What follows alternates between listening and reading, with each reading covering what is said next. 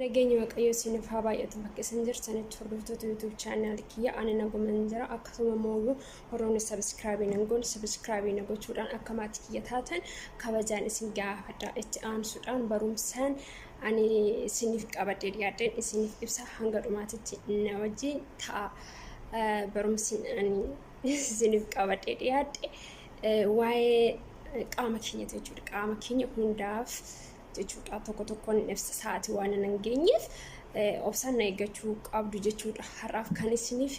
qabadhee dhiyaadhe rifeensa keenya jechuudha rifeensa keenya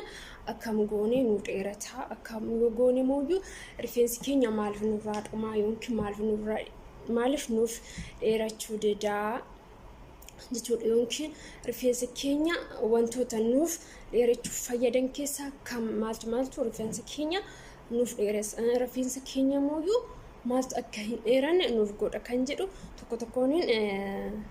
isinii ibsa jechuudha har'aaf kan isiniif qabadhee dhiyaadhe rifeensa keenya kan nuuf dheeressuuf fayyadu keessaa tokko jechuudha innis maalidha shunkurtii diimaa rifeensa keenya kan nuuf dheeressuuf fayyadu keessaa tokko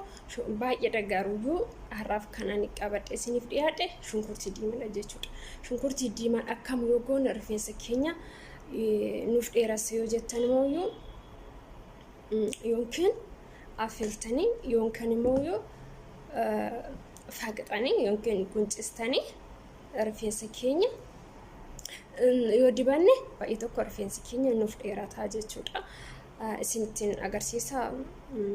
akka itti fayyadamnu rifeensi keenya immoo